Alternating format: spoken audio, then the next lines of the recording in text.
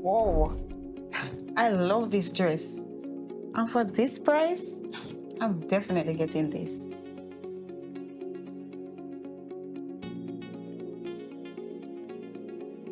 Wait, HTTP? Where's the S? And where's the little padlock? This page has no contact information. This is definitely not a real website. I'm not doing this. Every year, millions are lost to fraud. Watch out for fake websites that will steal your personal information and money. Always check that the website is secure by looking at the domain for HTTPS and the small padlock in the address bar. Look for inconsistencies like no contact details or spelling errors. And if a shopping deal is too good to be true, it probably is. Spot the scam. Stop the fraud.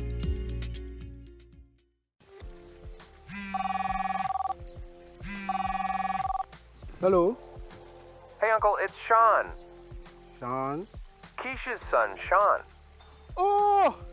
Well, it's long time I don't hear from you, my youth, since you gone a foreign. That's why I called. I just lost my job. I need a quick loan, and I'll pay you back soon.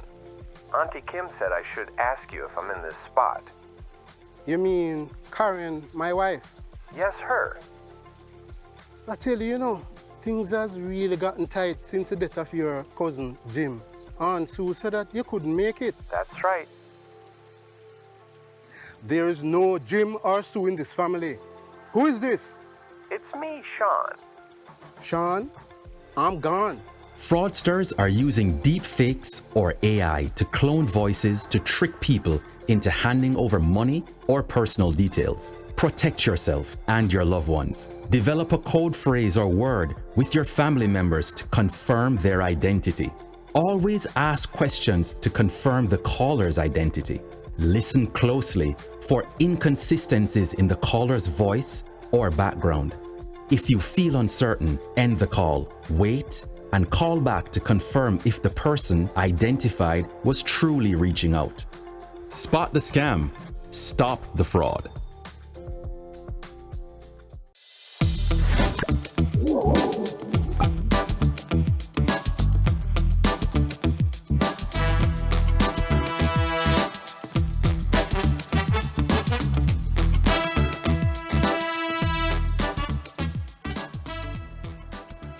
Welcome and thank you for joining our ScotiaLIVE webinar. My name is Talia Suarez-Brown, and today I'm here with the Scotiabank team as we share best practices to protect yourself from fraud.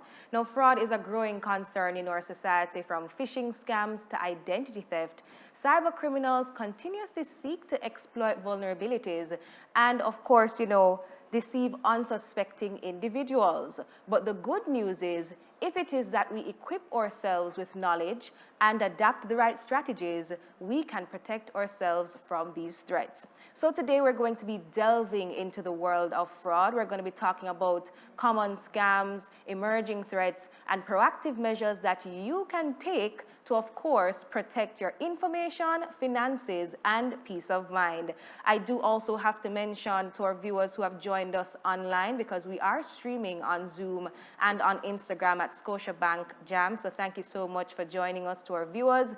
And so we do have an amazing panel filled with experts. So our conversation today is titled Spot the Scam, Stop the Fraud.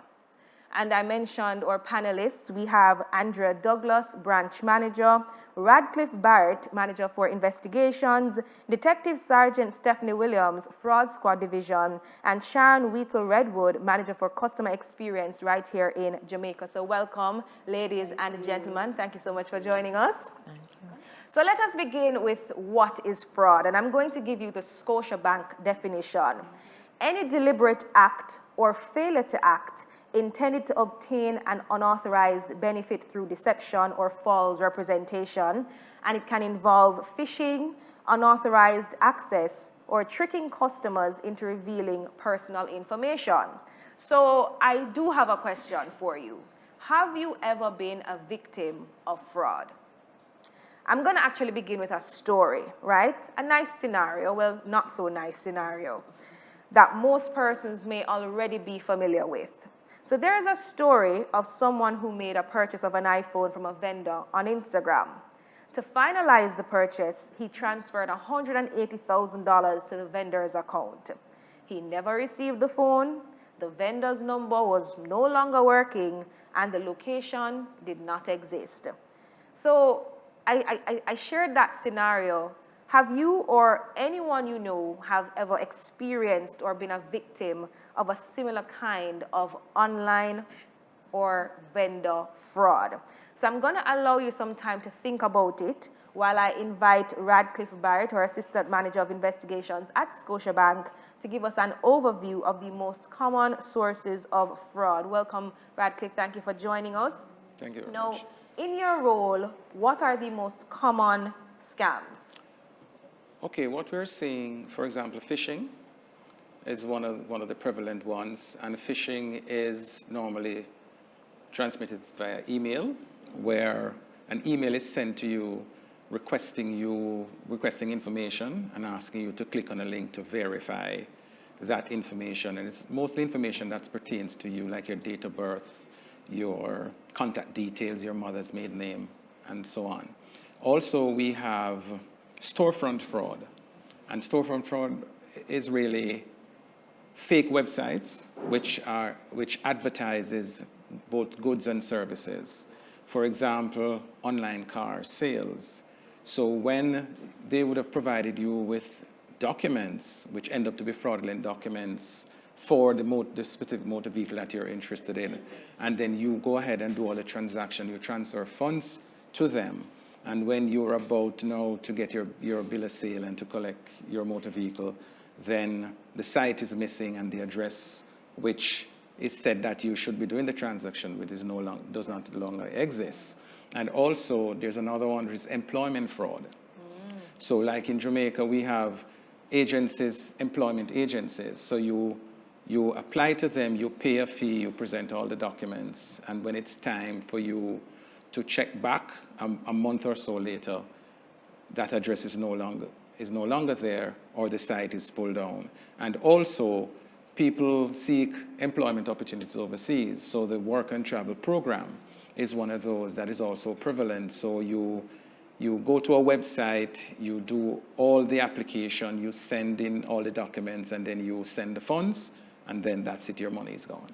Okay, I know that persons tend to look for investment opportunities as well. Investment fraud is also one of those, but if it looks too good to be true, then something is wrong. It probably is. The return on investment is extremely high, then you have to be very cautious about that. Especially if they did not come to Scotia.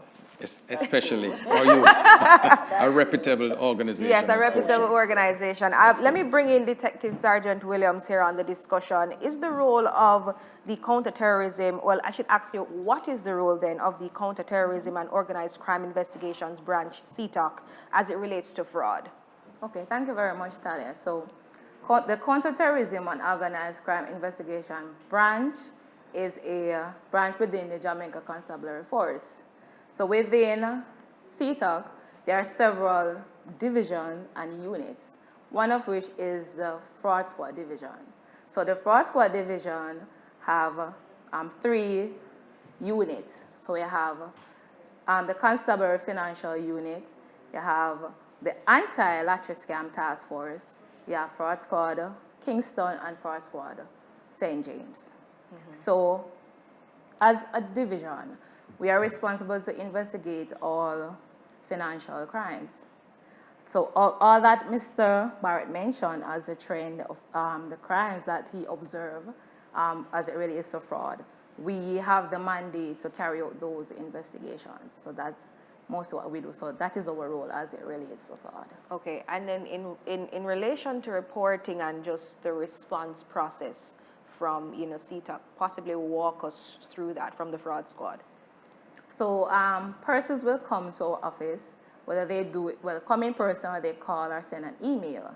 So we appreciate that complaint, listen to what they have to report. So if they need, and advise them as it regards to what it is they need to assist them or to support their reports. So when that report is done, is made, we conduct an investigation And most of the times, we end up taking the suspects or the criminals to court who are found wanting of committing fraud. Okay. And I mean, can you offer any insight as to the types of fraud that's possibly on the rise right now? Yes. So, in addition to what Mr. Radcliffe mentioned, we also have what we call the mule account. So what the fraudster will do, they will seek out persons to open accounts in the bank and hand over the account details, a card, and they use that account to receive stolen money. They also use Instagrams. They have the Instagram geared scam where they say they can load account. So persons who have active accounts, they will target those persons. So those persons will hand over their account details just as the mule account. So those persons will give their information and the fraudsters will use those to receive stolen funds. So they often use the social media to advertise goods for sale services, and then they will get those persons to receive the monies on their behalf. Well, do you find that, seeing as though we're in this digital age now, persons are being more creative, with how fraud is committed? Yes, they are. They are very creative. So because they know that the popular social media websites have the TikTok and Instagram, so what they do, they use that. So back then you have persons coming to you directly with ideas, selling ideas, and luring you into investing into their scam. But what they do now is use the internet to create fictitious accounts and advise, you need to make payment quickly. Right. So they're selling like a car that is probably valued $2 million. They're selling it for like half of that money. And then person believing that, yes, they can get it. Some person even go as far as saying that, okay, we can have payment plans. So you pay half of the money long payment, yes, and then you can pay the rest through payment plans. Monthly payments. So the very innocent citizens fall prey to that because it's a good deal and they do want to get a vehicle to invest in so that they can make money to take care of their family. But what the fraudsters is doing is using that vulnerability of the citizens to take away their funds. Wow. I mean, what are some of the types of offenses that are associated with being involved in fraudulent activities, and what are the consequences associated with participating in fraud? Okay, so as I mentioned, the mule account. So what those persons need to understand is that when they open an account and hand it over to the fraudsters, it is an offense. So they are breaching the Cyber Crimes Act of 2015. So we will charge them for unlawfully making available a data or device for the commission of an offense. So it is an offense. So those persons who open the accounts and give it, they will be brought before the court where they will be prosecuted for committing such an act. And if I may add Sure. a story, there are several stories that I've experienced in the department. You find that the fraudsters target the most vulnerable in the society, especially persons who are below the minimum wage. So you find that the gardeners, the household helpers, because if their fortnight pay is, for example, use a figure, $20,000, they may offer them $30,000 just to have the funds into their account, and then they access the account. And some of them will even pay them for the account or give them the monies to go and open the account and then hand over the card and all the credentials for third-party funds to be channeled through that account, and then they go off with the money. But the sad part of it is that, as Ms. Williams said, the account holder, who is now the individual who opened the account, is the one who is now held culpable and liable. Oh, wow. Right. I mean, Andrew, I'm going to bring you in on this conversation now. I mean, what are some of the tips then that or even strategies that you share with customers when they bring these kinds of issues to you? Well, that's a very good question, Talia, because we see this playing out every day during our interaction with our clients. And one of the things that we pride ourselves in is that we keep our customers safe. You know, back in the days we had this, they said, you're safe with us. It never goes away. Because when our clients come to us, they're saying, I trust you enough to make sure that, you know, my hard-earned money is kept in a safe place. And also our clients have a part to play. And so whenever they come and, you know, they would speak about fraud, we would indicate, try to get to the root of it to say, okay, you know, tell us what happened. And usually some of the compromise or what the breakdown is one, the sharing of the PIN. Never ever share your PIN. Never. Any circumstances at all, and that's the number one thing that we tell our clients. Always keep that in a safe place. Use strong passwords. So a lot of times, you know, we tend to go to the quick ones. That's birthdays, you know, numbers, things that is related to the family member. Correct. No. Please, I'm asking, please ensure that it's a strong password. And if you're unsure what strong password entails, look it up. Seek our advice. We'll guide you along. Another thing too, you know, you're in the airport, you're somewhere that, you know, the Wi-Fi is just open. It's okay, we just go on and click. No, that's a no-no. Trusted sites is what we encourage our clients to ensure that you're always using. Use trusted websites. Another thing too that we tell our clients is the trust. Especially, and rightly, if you would have mentioned the most vulnerable. And you know, it's my grandma, and it's my grandbaby, and it's my nephew, and it's my niece. Yes, we understand that, but please don't share your password. Don't invite anyone around your personal space whenever it is that you're conducting your business. Wow. And if I just may add, trust but verify. Okay. Correct. Right? Yes. And additionally, do not write your password on the back of the card. That's a common practice. That's a common practice. And what you find that some of the persons who are also in collusion with the fraudsters is that they'll tell you that I can't remember my password, so I write on the back of the card. But when you engage them and you say, for example, it's your child's birth date, you put on it, and they say, yes.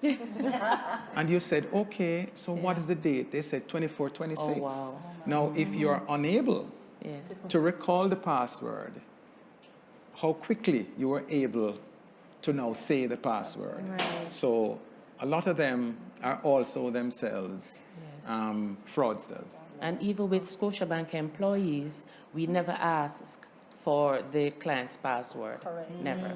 So you have no need to share it with anyone. Okay. Okay. Back to the whole matter of the secured site.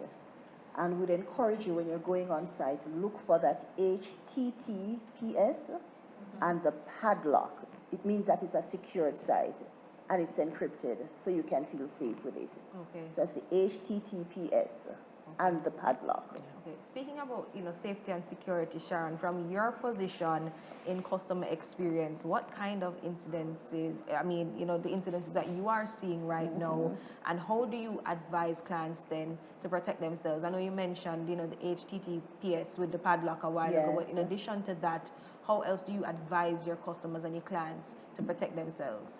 Well, thanks for that, because we're seeing the rise of rent fraud. Yes. And, you know, that's a classic one. No one would think that people would come up with these things. So what will happen is that you're looking for somewhere to rent and you go into the paper and you see it being advertised. You say, this is legit. So you go, you visit the area, you love the place, you write you get a lease agreement, and you say, okay, we're going to be transferring the funds to your account, the deposit and the first rent. And I'm moving on the 26th. The 26th come, you turn up to the place. There are several other people there too to rent the same place. Yes. And the persons have just disappeared. I read an article about that in the newspaper where they said it was about 10 or 15 persons turning up to an apartment complex to collect the key from the security. And everybody came the same time, and the security said, I don't know what to do. I'm just sending it to the police station, you know, because that's what's been happening. Yeah. So you have to be very careful. You know, even if it says it's a reputable place, you want to call the place for yourself and verify that this person is indeed a representative. Another one, and I hear my colleagues talk about it, you know, trusting, and I give my card to my daughter, and we have seen a situation where a mother gave her card to her daughter to do one single transaction at the ATM, and that child got the password and spent up to about $1 million just swiping cards all over the place. So you have to be on the alert when it comes to the rent fraud, know who you're dealing with, and don't trust anyone with your card. As a matter of fact, one of our agreements is that you don't share your password and your card with others. Right, no PIN. No PIN. Okay, none of that, you know, intricate information. I mean, Andrea, from a branch perspective though, what are some of the tips and strategies that you'd share with your clients when they do come into the branch and possibly, you know, you suspect that they have been a victim of fraud? Recently, we had a situation, well, this tends to happen, you know, at least once per month or a little more than that. And again, the most vulnerable is the one that's coming in. And when we got to the root cause and we spoke to the individual, I mean, I had to remove my customer service officer from the interaction because this person's entire life savings was just in no time diminished. And so because we pride ourselves as bankers to take care of our clients, you know, that one really, really hit home hard. And so one of the things that happened too is that the computer is not up to date. So with the malware and the viruses, that's not scrubbed, you know, monthly or periodically. Also too, the PIN and card is just left lying around. And an extension to what Sharon would have mentioned is that while you would give your child the card and say, okay, you know, go on and do a small purchase, that child has a friend who has wrong intentions and see the opportunity where you can get to the card. So again, we will advise our clients, yes, we understand the trust factor. And usually, Talia, that's the bottom line. That's the weak link where we are very trusting. And so we share the password. We let the cards lay around in the home. We have them throw down in the cars. You know, you look around, easy access. And also to saving of the passwords on the devices is another one. So as much as possible, you will get that prompt, but you can say, not now, I'll do that later. If it is that you're not comfortable in saving or storing on that device, commit the password to memory. So my elderly clients will say to me, but Miss Andrew, that's kind of hard, you know. I said, no, man, you can get it right. Once you are tapping into your device, it tells me that you can commit it to memory. And guess what?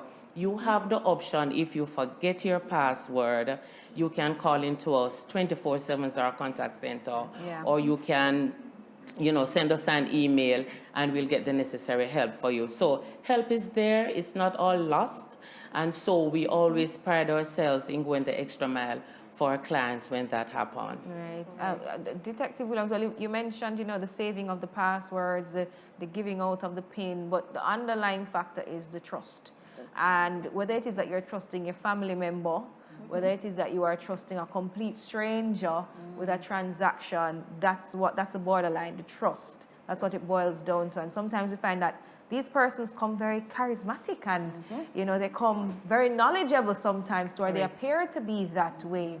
You know, and sometimes as persons, it's a little bit more difficult to decipher between, hey, is this legit or is this a scam?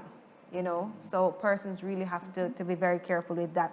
Detective Williams, talk to me now. When these, you know, charismatic, somewhat knowledgeable persons come to you to try to sell you a story and they try to scam you, what are some of these consequences of fraud and fraudulent activity? Okay, thank you very much. So when those persons come, because as you mentioned, stories, they will come with a lot of stories. They will. Some persons are innocently drawn into the fraud, but you have those who don't really know what is happening and they partake in the fraud. So for those persons, when they are arrested, they go before the court.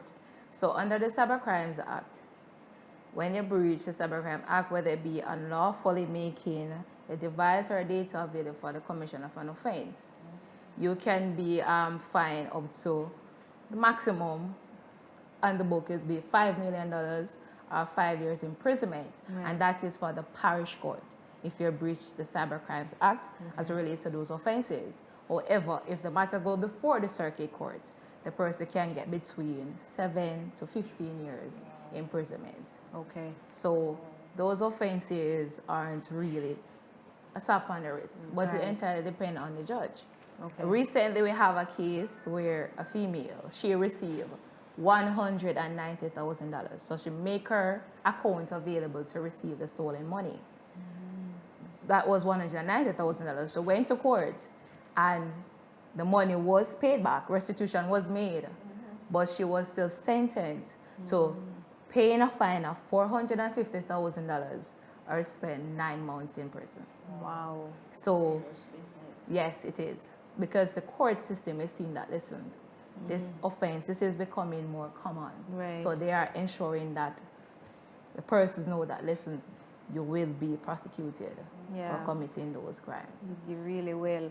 Andrew, I'm going to jump back to you because I know that, you know, Scotia is big on safety and security, especially when it comes to your clients' funds and, you know, that trust that your clients have with you. One of the things that you have instilled over the years is the mobile app and getting alerts, whether it be email alerts or on your telephone. And I am someone, I have my alerts on. I mean, I've been a victim of a scam already, simply because I used my card somewhere, and when I used my card, I don't know where or what happened. By the time I checked back my account, my credit card bill was through the roof, and none of those transactions were made by me, and I simply called the contact center. They shut down the card immediately, but then that experience taught me that it was important to ensure that I have my alerts on. So for every single transaction that takes place with my card or even my account, I get an email. If it is that I'm adding a recipient, managing my recipients, I get an alert. So talk to me now about the app. Talk to me a little bit about, you know, the importance of turning on those alerts and ensuring that you do check your account regularly, especially now. Yes. So a lot of our clients, and everywhere around, not just with Scotiabank, worldwide, we can see that we're in the age now where everyone wants to be kept in the know, and so our devices are usually with us, you know, and for Scotiabank, our app, very friendly to use, very easy. And so I usually say to my customers, while you sit waiting, just make it a habit. Similarly to you go on and you'll read the Glean or the Observer, you're in the know. Please be in the know with your account as well.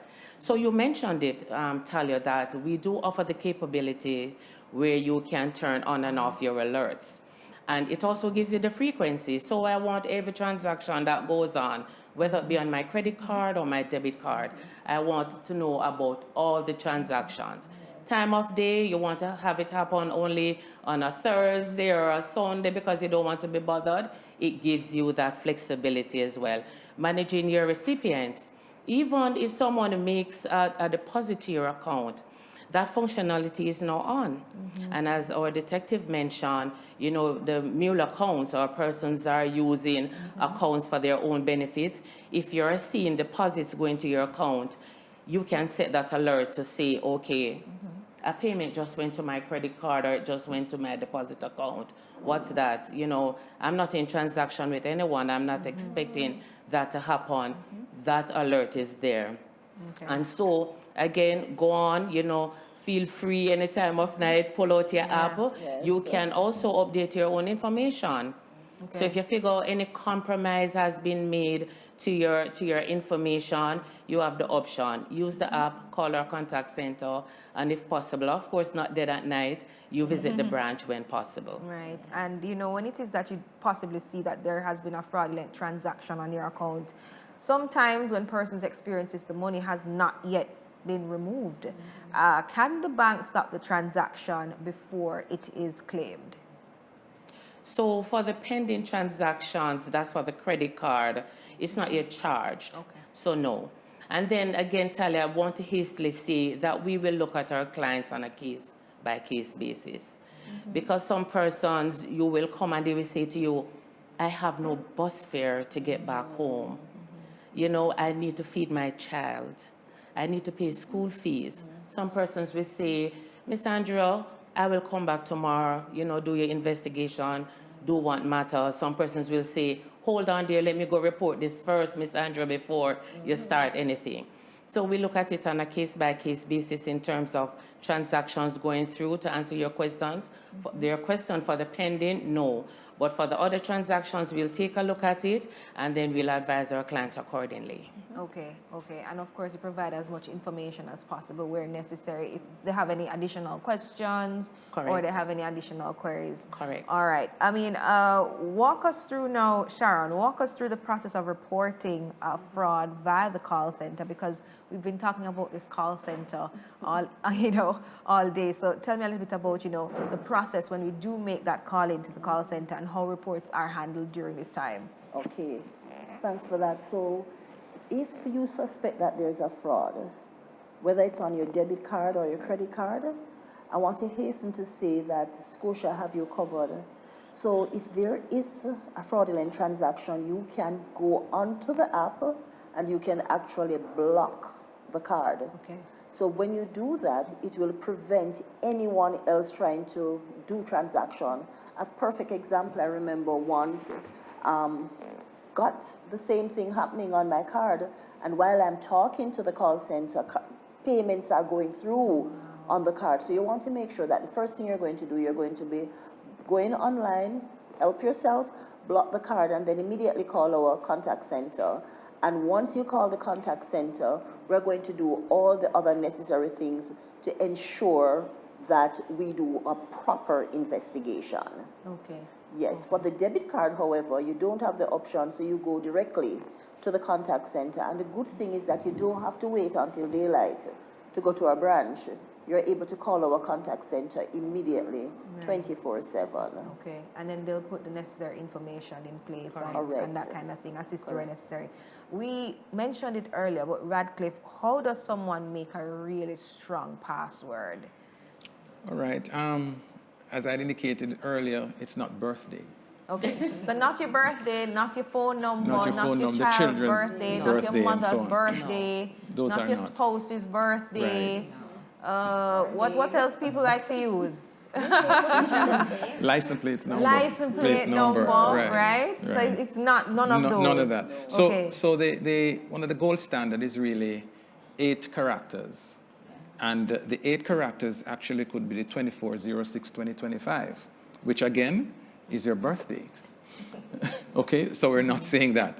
And within the 8, you must have numbers, letters, and special character. Okay. Now, the longer the password, it is more challenging for someone to break that in. So if it's 12, 13, 14 digits, as long as you can recall those information, then that is it's best used as a password. And for those persons who may just be wondering, the special characters, we're talking about like an exclamation mark, The at, the number number sign, just right. something that's not a number or a letter. Or That's on your keypad. Yes, or a letter, a special character. You place it Okay. anywhere within that. Okay. And why is it then important for us? Because sometimes it's difficult for persons to remember these passwords, as I mentioned. You know, they want to write it on the back of their cards, or they want to put it in, your little notes on your phone, or that kind of thing. But what persons tend to do sometimes is to use the same password for everything. Correct. Right? So if it is, you use this password for your Gmail, for your Hotmail, if it is that you can use it for the Scotia app, you're going to use it as well, right? Would you recommend this? No, we do not advise. We strongly advise against that. Okay. Because as one of your device or account is compromised, your entire email, your Gmail, your card number, your credit card number, your account number can be accessed by the fraudster. So you don't do that. So each device or for each account must have a separate password, right? It must have a separate. It's a lot, but it's better to be safe than to be sorry. Yes, So yes. we do not, that is not advisable. Definitely. And another common way that persons have been protecting their accounts is two-factor Authentication. Tell us a Yes. little bit more about that. Well, two-factor authentication affords you the opportunity that when a transaction is done, that you get an alert. And that alert causes you now to verify or not to verify. So you see a transaction coming in, like for example, you pay your credit card, and you get an alert via your phone or your email to say transaction in the sum of XYZ was just done. Is this by you? And then you can say yes or no. So that affords you a second layer of protection when it comes to your transactions. Okay. And then how do persons protect their cards? Andrea, tell me a little bit about that now. Sure.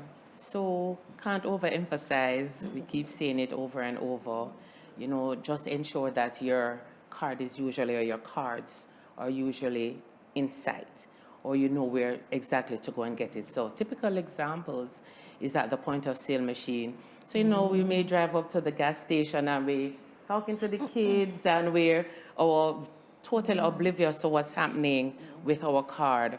So always keep that top of mind. You know, don't lose sight of your card at point of sale machines. It's okay too to ask your merchant if a Scotiabank point of sale is available. So one that you trust, not to say the other FIs are not, but one that you're comfortable with. And so you can always ask, you know, if they have a Scotiabank point of sale. Also, to check your receipts. A lot of times, you know, we don't do that a lot of times. And of course, information can be there. If it's a declined, it may go through and then the information gets compromised when persons go off with it. So check to see what's happening there.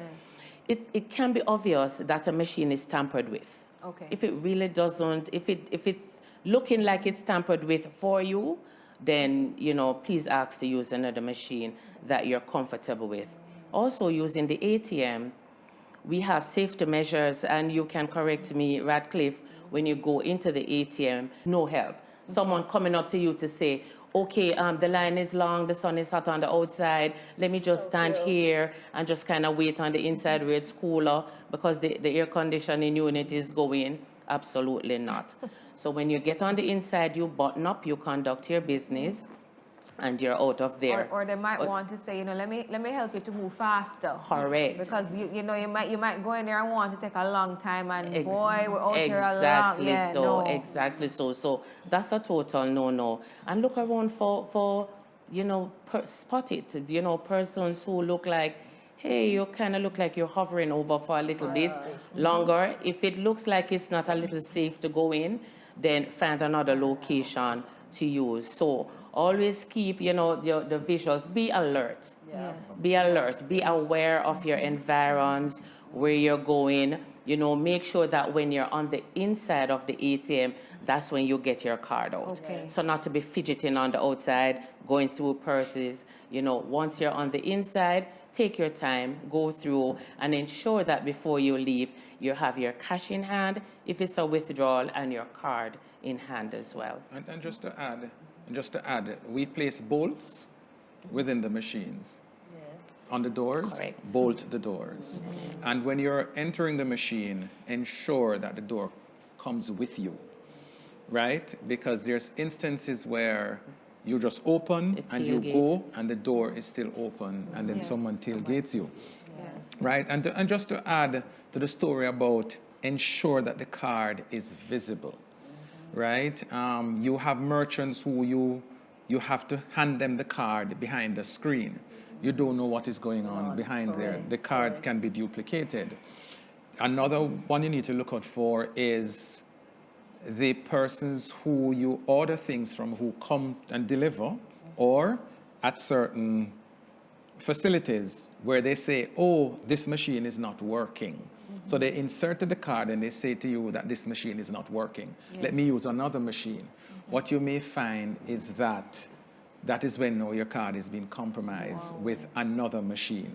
Radcliffe, you've had experiences like these that you're mentioning. Yes, these are real life experiences by clients, you know, of ours who come and they say, and it's something that I have even tried myself, meaning not to scam the person, but to go, but to go to that facility, Right. and then just to see how they operate, Right. and What the transaction is, what the transaction, taking right, place. Okay. right, you know. And one thing we need to also highlight is that it is not when our clients say that I know where this activity occur, it may not necessarily be there, because what the criminals do, they store the data, or they harbor the data for months, Right.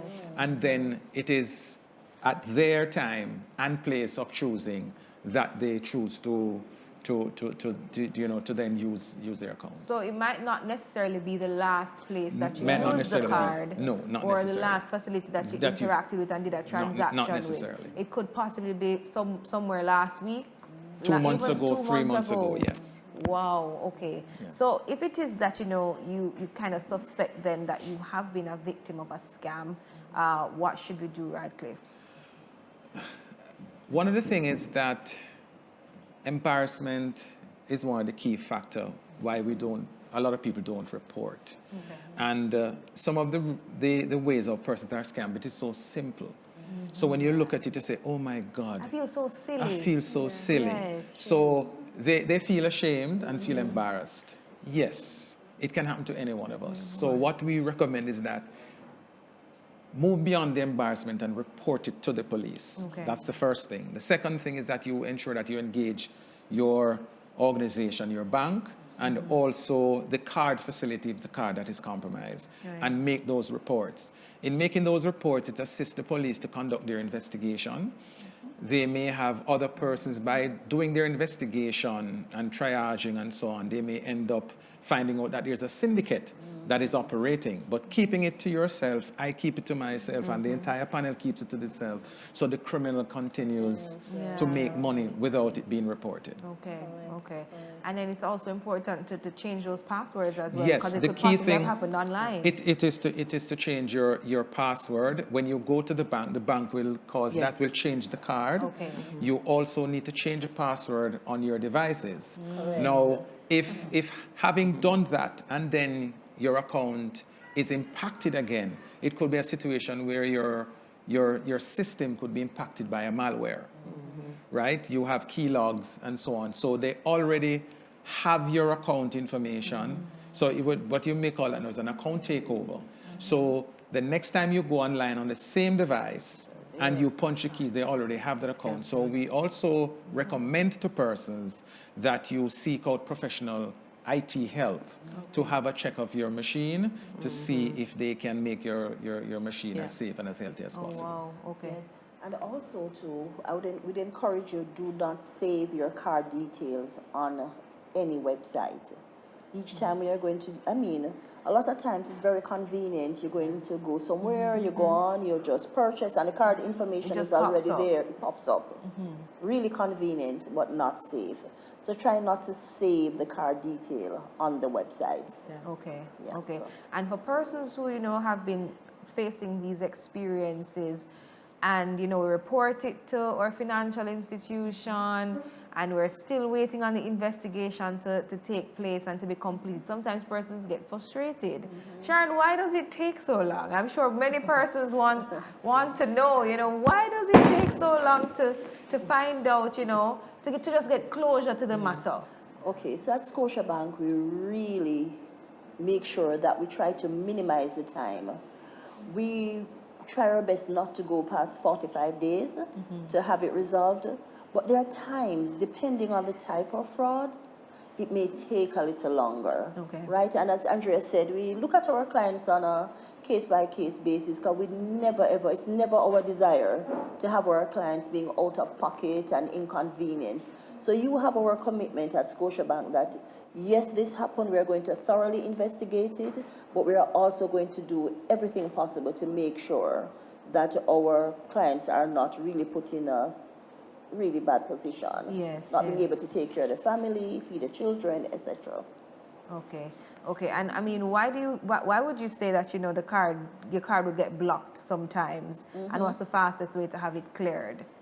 Okay, well, at Scotiabank, we are really big on protecting our clients. And there are times when a card may be blocked, and we really do that because we're trying to protect our clients. We may see something that may not look like the normal course of transaction for them, so we'll block them. Okay. Now, when a card is blocked, a client can easily call our contact center or visit a branch, and we'll definitely walk them through the process of getting those cards unblocked. Okay, okay. Detective, I have to find out from you, when it is that we've done our reports and then we come and we say, okay, we're going to report it to the police now. What happens there? Talk to me about the link between, reporting it to the bank and then reporting it to the police to get the matter moving. Okay, thank you very much.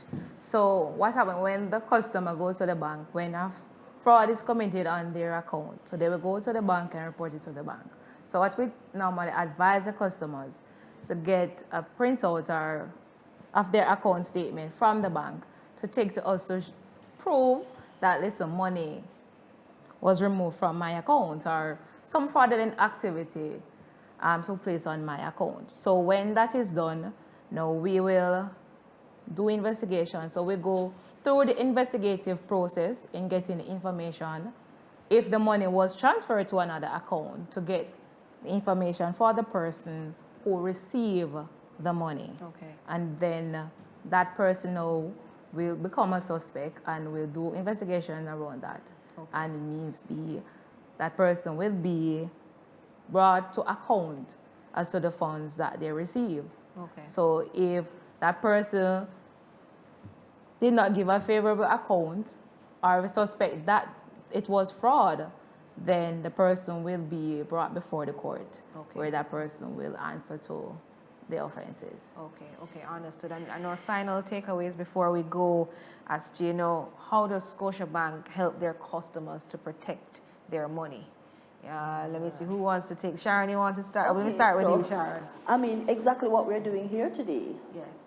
Sensitizing our clients and, teaching them the strategies of our fraudster and what to do to prevent. And we'll be doing this for quite a while. So we are committed to educating our clients. And that's exactly what we're doing here today. Okay, all right. Radcliffe? The client has a level of responsibility to self first, right? So if you follow the steps as per the agreement with Scotiabank, and you manage your password and your email account, then you should be in good stead. Right. Andrea? So we're in banking and we're in the habit of giving sound advice. And so if you follow our advice, most of the times we'll be okay. And so all the things that we would have spoken about this afternoon in terms of password protection, keeping yourself safe in terms of, when you're at the ATM, the point of sale, even the CVV at the back of your card. Right. Turning on those alerts. Turning on those alerts, yes. Easy access to us. You can always call through to our contact center. We may be an email away. I have excellent relationships with my clients. You have my personal number. You can reach me via email, my contact information. We have inboxes at the branches where you're able to send it. That's manned, not 24 hours because we're not there from 8:30 until 5. That's when we're there. But, just easy access and reporting to us. Yes. If it feels like it's not right, then please speak with one of our agents, speak with your manager, speak with the police. Yes. And Detective, tell me now, how would you say the fraud squad helps persons to protect their assets and their money? Yes, thank you very much. So at first, what we tend to do, we have sensitization sessions where we go out and we do presentation, advise person, give tips on how they can protect their account. So in addition to what was mentioned, what I advise persons to do whenever they're doing point of sale transaction, keep your card in your hand. You can insert the card in the point of sale machine on your own. Because what we saw recently, persons taking pictures of customers' card. And those cards, having the picture, the card number and the CVV number, they can make online purchases. So we are seeing a lot of that. So we advise customers to be careful when they are doing POS transactions using their card. Okay, and just to be mindful in terms of how you tap.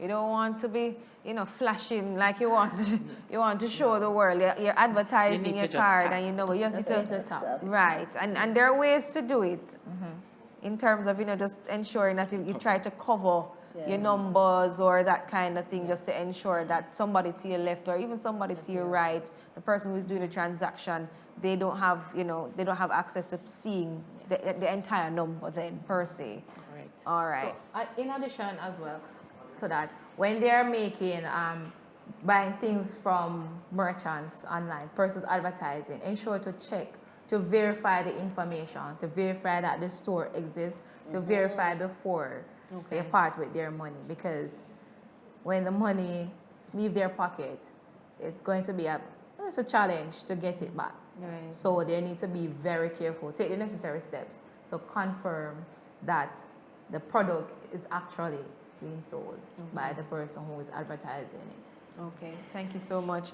I have a question here from a member of our audience. If my card or account has been compromised, will I get a new card? Andrea?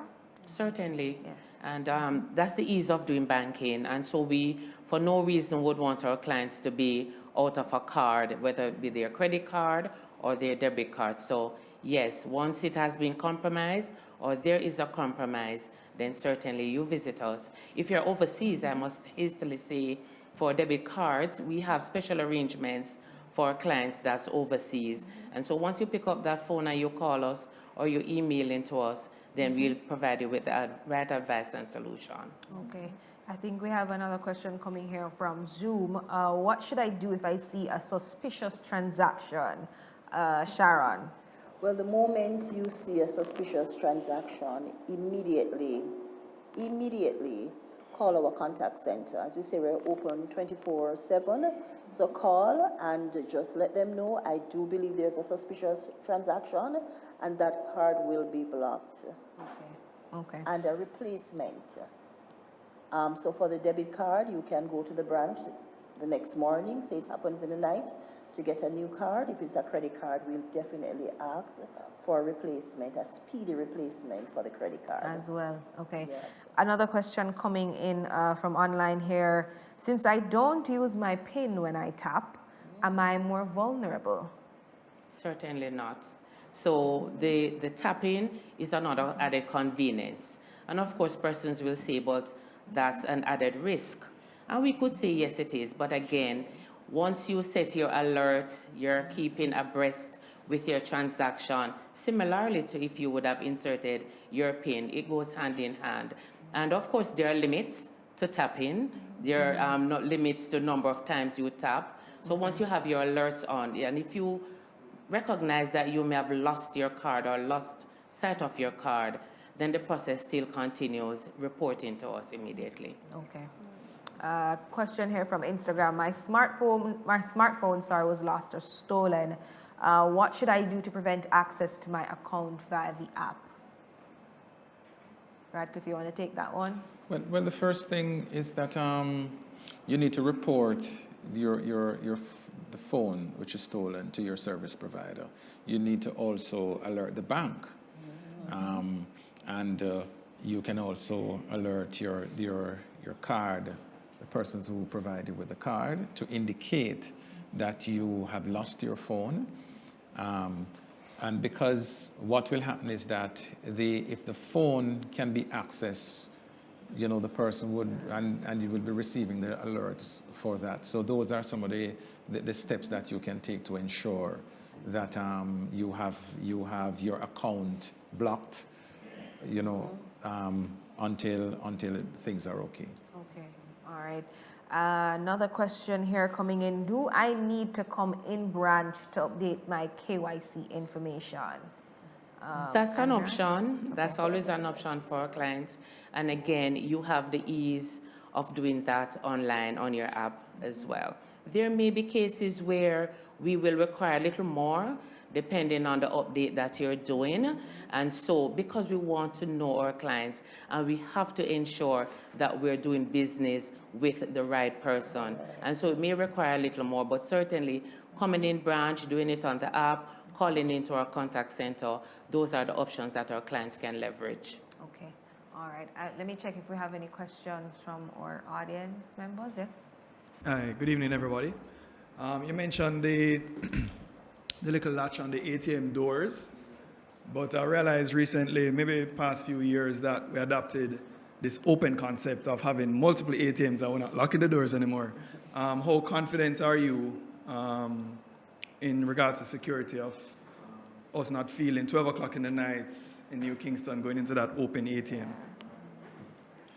Okay, well, we have done our assessment, you know, to guide where we have that open concept for the most part. And we try to place them in locations which we consider to be more secure than other isolated locations, right? So we enhance the security by adding additional security features which will assist if something should happen and so on. So it is where we're going, right? But it's not intended to make our customers more vulnerable, right? But it's more ease of convenience, right? So it is done because of the assessment, and we determined that those locations should be safe enough for our clients to do business. Okay. All right. Do we have any more questions? Yes?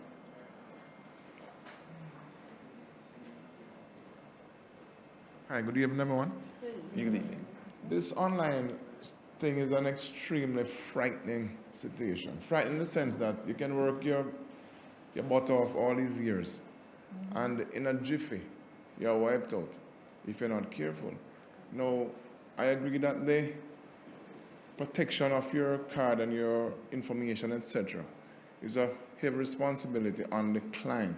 And some persons are extremely careless. Yes, that is understandable. But would you say that with all the protective measures that have been implemented by the FIs, and also with the additional measures that have been implemented from the cybercrime side with the government in terms of how strong a sentence or how strong a judgment can come down on somebody which is convicted, how are you in terms of keeping pace? Are we on top of these guys, or are you lagging behind? Well, let me start with Detective Williams first to address some of his concerns, and then we can speak from Scotiabank's perspective and what the bank has implemented and has been doing to ensure that their customers feel safe. So let me start with Detective Williams. Okay. Thank you very much. So as the question arises, so security, firstly, it's with the individual. I know the accounts is there, and you have a cyber persons lurking in the cyber space and taking persons' information. But where the police comes into this, we can only provide information or sensitization in terms of to protect themselves against the cyber attack. But at the back end, we are there where the prosecution is. So when it do occur, then our responsibility will chip in where we investigate, and if they find the culprit and bring the person before the court. But where the security comes into concern of the customer's account or the citizen's bank account, that's where really the bank come into play in how to protect their customers and their customers' account. Okay. And from Scotiabank's point of view, who's going to take that one? Radcliffe? For example, and that is why we implemented the two-factor authentication as a significant step in trying to ameliorate the situation. But as advancement in technologies go on, while our systems are robust, right, you find that the fraudsters are always trying and finding new and innovative ways. They plan and see how best we can, for example, the dark web. The dark web, a group of guys who will just do things, will just try and crack and to do everything to outdo each other. So those are just some of the challenges, but the bank tries its best to ensure that its systems are robust enough to protect its clients. Okay, I just want to chip in here also. We do have a unit that focuses predominantly on fraud. And we are also backed by global expertise because we're a global bank. And so I believe that we are ahead of the game and we are doing everything possible to make sure that we are right there. So it's a big focus for us here at Scotiabank because our client safety is really important to us. Okay, and then I have another question. Have you seen any instances of check fraud? Oh yes, that still happens, right, Cliff? Yes. Check fraud. It's a cycle. Okay. And how do you protect your customers against that? Some of the time, the check fraud really, it's again, you may find that it's on occasions it's within the organization. Whoever holds those checks, right, are the ones at times who are having, for example, duplicate checks. The checks appears to be authentic when they come to us. And when we get to the customer, or when it goes back to the customer and you're doing your reconciliation, they're saying, but no, we did not. But we have that particular check leaf or that series is not in use. And recall years ago when it was very prevalent, it's not as prevalent now. And at times when there's certain transactions, we ensure that we call through the client to ask, are you aware of this transaction and so on. Okay. Right. Okay, so we've been seeing it, but measures have been put in place. Measures have been put in place, and it has had a significant reduction. Okay, all right. I think I have one final question. Okay, tell us a little bit about romance frauds. Okay. I think the detective looks like she wants to start with that one. Like you've been seeing a lot of that happening, detective. Yes. We have been seeing a lot of those. Okay, so give me a few scenarios or stories that you've been seeing. So we have reports where persons would come that day. So the relationships, so they would say that I'm in a relationship with someone overseas. It's going on probably for 1 year, 2 years, and he's sending me a package. So in that package, you have money. So when the package reach here, in Jamaica, you hear that, it is flagged because they have always a large sum of US, probably 300,000 US or US is in the package. So in order for you to get the package that we sent, you would have to pay fees. So that's how it starts. So they'll say, okay, you need to pay 100,000 to custom or need to pay additional money to this person to have it clear. So they pay, have persons spending up to $3 million just to collect the package. So that's how, so you have the persons, so they don't know who this person is. The person is online, so they send photograph. This is what they look like. So they will get a lot of pictures of the package, very expensive things in the package, and then hearing that 300,000 US is in the package. So that kind of, I want to get it. So that's how. So those scammers really prey on the vulnerable. Okay. Prey on the vulnerable, and then they have those persons, lure those persons to believing that they found love, and then they use that to scam them. Yes, they're very charismatic and charming.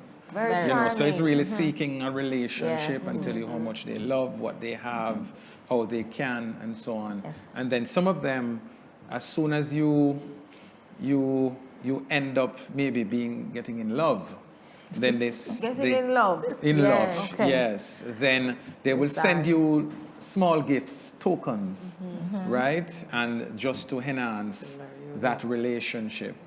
And after which now they too start asking you now to say that they have a debt to pay or they need some money to, could you send me $500 because I have this to do, could you send me whatever? Then you get a little gift, which is maybe $5 US and so on. Every Then day. it continues, and you're so much in love that you're impacted negatively. Oh, well, every week is another sad story. It's another sad story. What about those instances when they try to lure you to get access to your account? So you touched on, you sending them money and, they try to make you fall in love and you send money because, you want to get this package and beautiful and nice. But what about those instances when they try to lure you to get, the information to your bank account? Yes, we have instances That has of happened those, as well.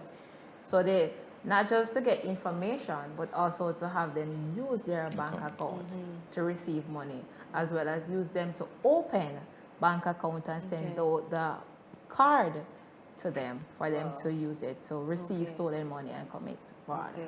And have you ever seen instances where, they probably encourage you to take out a credit card in your name for them to use, rack it up, and then you are the one who is left with the bill. With the credit. Or you end up paying the bill monthly and then they rack it up so high, sometimes you can't even afford to pay it back. You've seen those instances as well. Yes. So persons have come and reported it to the police and... Yes, we have seen reports in that regard as well. So you have the scammers will use any means possible to get their money. And so they keep on seeking out different ways to get money, to scam whoever they can, whether it be the bank or an individual. Okay, all right. But I think we touched on just about everything. This was a great session. Thank you so much for joining us for our ScotiaLIVE webinar. I learned a lot, I'm sure you did too. And I have to tell my panelists a very big thank you for coming, for sharing the information, and of course for answering all the hot topics and all the questions that we may have as well. And we do want to encourage you to continue the conversation, so please feel free to send us more questions via direct message on Instagram at Scotia Bank Jam. Okay, send in those messages, send in those questions, and we will be more than willing to assist and to help you. So thank you so much for joining us for our ScotiaLIVE webinar. Once again, of course, stay tuned, stay connected to Scotia Bank. See you soon.